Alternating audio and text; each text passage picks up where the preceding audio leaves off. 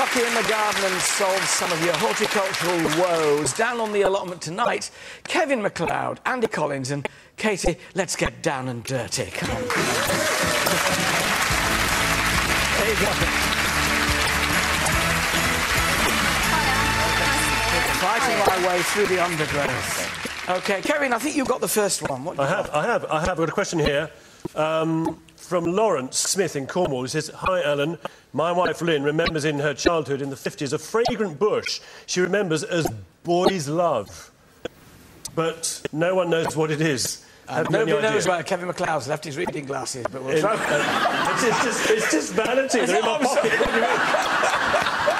I'll put them on.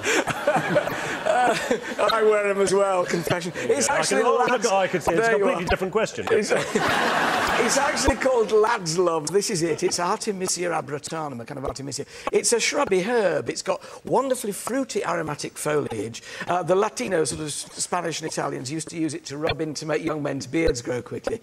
And the Romans used to use it to cure impotence. But it's just a lovely herb to have in your garden. Lad's love, Artemisia abratanum. That's it. Katie. This is a long one from Diane from Kent. Dear Alan, a friend of mine has a bird of paradise plant which was in flower when it was bought for her, but unfortunately has failed to flower ever since.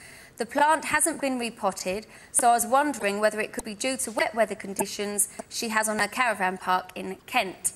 Do you know, the bird of paradise flower, Strelitzia regina, was not meant to grow on a caravan park in Kent. However, it is a tender soul, being from warmer climes than our own. This is its flower when it's out. The lovely thing about bird of paradise, Strelitzia regina it's called, named after Princess Caroline of Mecklenburg-Strelitz. And that's why it's called Strelitzia. When these individual flowers fade, you can pull them off and a new one comes up, you see, out of there. And so several keep coming, so they're really good value as cut flowers.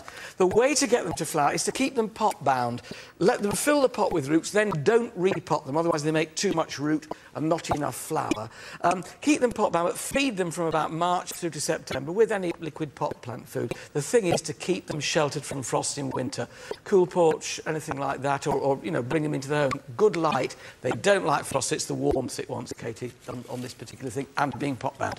Andy. OK, this is from Liz Addison, and it says, "Dear Alan, why do my gardenias die on me? I've had some beautiful plants, but within weeks their leaves turn yellow, then brown and drop off, leaving the plant to die. Please help. Love your show. P.S. I love the short little fat fella." You self-publicist. That wasn't there at all, Ashton. Well, do you know, the gardenia, there's another royal connection with gardenia. That's Queen Charlotte of Mecklenburg-Strelitz. King George V had a gardenia on his side plate at breakfast every morning. He used to wear a gardenia in his buttonhole.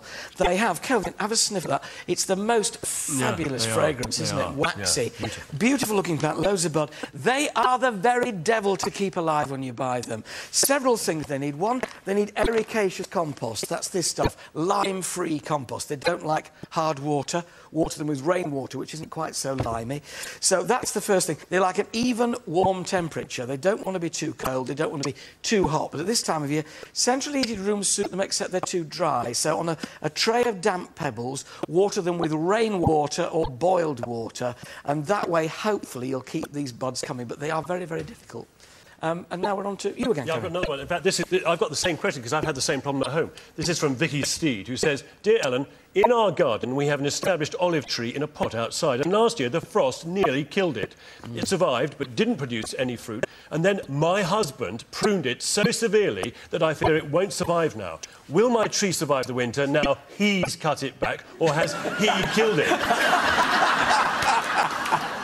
Well, he might not have killed it. The thing about olives is they have become much hardier in this country. Now, you know, we've got warmer, albeit last winter was really tough.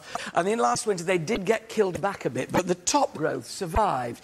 If it's a new, young olive tree, wrap the pot if it's outside in bubble wrap just to insulate it a bit, and you can put some fleece over the top in really, really cold weather. But generally speaking, they will survive outside once they've grown a bit like this one. The time to prune them is at the end of winter, in March, April, when you can see what's been killed, and then to cut it back. And you can cut back quite hard, and they will bush out. But you can't really, in this country, expect fruit, you know, little olives on it, because it's just not yet quite Mediterranean enough. So they will survive. He hasn't killed it. He was doing his best. Thanks, Kevin. Plant of the week this week. is this beauty here. Now, the great thing about winter, we're getting autumn colours still at the moment, but of course the leaves are falling. What's replacing them are berries on plants like this. This is Cotoneaster lacteus, Coitneaster, as they used to call them. Lovely Cotoneaster with this semi-pendulous habit, these lovely arching branches. It's evergreen, and you'll get these lovely, lovely berries on it, which look colourful, but also great for the birds. So don't get worried when birds come down and eat your pyracantha and your holly and your Cotoneaster.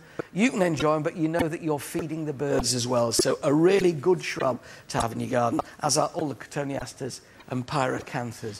Is your garden driving you potty? Perhaps you're losing sleep over your horticultural hindrances. Don't worry, I'm here to help. Drop me an email with a picture if you've got one and send it to alan@itv.com. I'll be back on the 80 allotment next week, but for now, my thanks to my three gardeners, Katie Price, Kevin Cloud and Andy Collins. That's it for tonight. On Monday, we celebrate 45 years of the Sound of Music with theatrical star Connie Fisher. There's live music from the legendary Jules Holland. The ever-so-flamboyant Lawrence Llewellyn-Bowen drops by, and we'll have all the backstage X Factor gossip from Connie Huck and Brian Friedman. Have a great weekend. We'll see you on Monday, live at 5. Don't miss it. Bye-bye for now.